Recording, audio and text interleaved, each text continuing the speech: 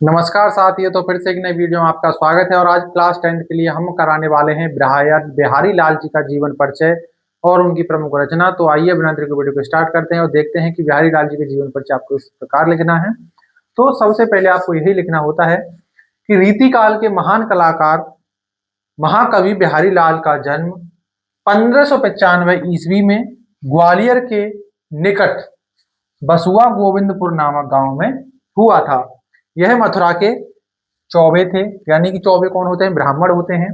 इनके पिता का नाम केशव राय था। 8 वर्ष की आयु में इनके पिता इन्हें अपने साथ ओरछा यानी कि बुंदेलखंड में ले आते हैं। उनके गुरु आचार्य केशवदास थे। बिहारी लाल का बचपन ओरछा में बीता।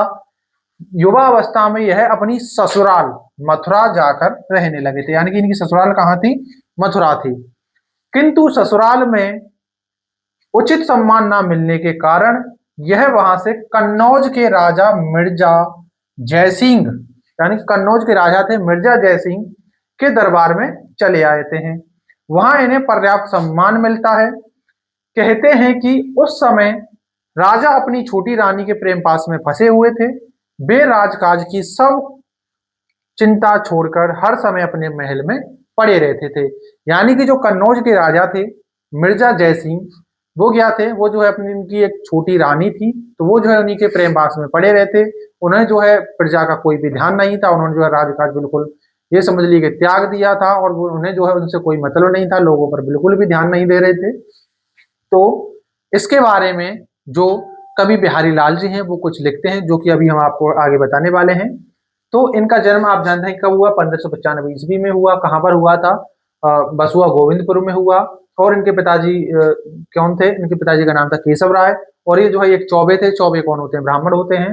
तो और ये जो है ओरछा में चले आते हैं, यानी कि बुंदेलखंड में अपने पिताजी के साथ। और इनका जीवन जो है यानी कि बचपन जो है कहाँ बीतता है? ओरछा में। लेकिन युवा अवस्था हो जाती है, जब इनकी शादी हो जाती है तो ये अपनी ससुराल मथुरा में चले जाते हैं। लेकिन इनको वहां पर सम्मान नहीं मिलता है, तो ये वहां से छोड़कर एक राजा होते हैं कन्नौज के राजा, जिनका नाम होता है मिर्जा जयसिंह। तो उनके वहां चले आते हैं और उनको जो है यहाँ पर क्या मिलता है? अच्छा सम्मान मिलता है। लेकिन उसी समय ये देखते हैं कि जो वहां के राजा है मिर्जा जयसिंह, वो अपनी छोटी जो रानी है उसके प्रेम पास में लिप्त होते हैं, वहीं फंसे हुए होते हैं और अपने राजकाज पर बिल्कुल भी ध्यान नहीं देते हैं और अपने हमेशा महल में ही पड़े रहते थे। उन्हें जो है प्रजा की कोई चिंता नहीं होती है।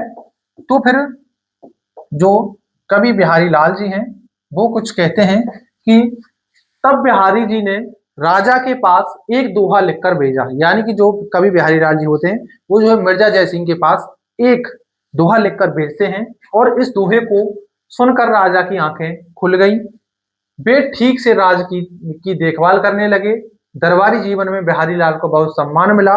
कहा जाता है कि राजा जयसिंह बिहारी लाल को प्रत्येक दोहे यानी कि प्रत्येक दोहे की रचना पर एक स्वर्ण मुद्रा पुरस्कार में देते थे। और 1663 ईस्वी में इस महाकवि का स्वर्गवास हो जाता है। यानी कि बिहारी लाल जी का जो स्वर्गवास होता है वो कब होता है? 1663 ईस्वी में होता है। और जब ये जो है एक दोहा लिखकर भेजते हैं मिर्जा जयसिंह को, तो वहां पर क्या होता है कि उस दोहे को पढ़कर या सुनकर जो राजा जयसिंह होते हैं उनकी आंखें खुल जाती हैं और वो जो है अपनी प्रजा पर ध्यान देने लगते हैं और लोगों को जो है अच्छे से देखने लगते हैं। और जब भी ये कोई नई रचना किया करते थे कवि बिहारी लाल जी, तो जो वहां के राजा थे मिर्जा जयसिंह, वो जो है उनको इनकी हर दोहे पर एक क्या दिया करते थे? स्वर्ण मुद्रा पुरस्कार में देते थे। और इनका निधन कब हुआ? 1663 ईस्वी में हुआ। और बिहारी की एकमात्र रचना है बिहारी सतसई। तो इनकी जो सिर्फ एक ही रचना है उसका नाम है बिहारी सतसई, जो कि आपसे कभी कभी ऑब्जेक्टिव क्वेश्चन में पूछ ले जाती है। तो अब जो है इनका जीवन परिचय यही समाप्त होता है और इसी प्रकार आपको लिखना है। अगर आप इसी प्रकार लिखते हैं तो आपको पूरे नंबर मिलेंगे। तो मिलते हैं अगली वीडियो में, तब तक के लिए जय हिंद, वंदे मातरम। और चैनल को सब्सक्राइब कर लेना, वीडियो को लाइक जरूर कर देना।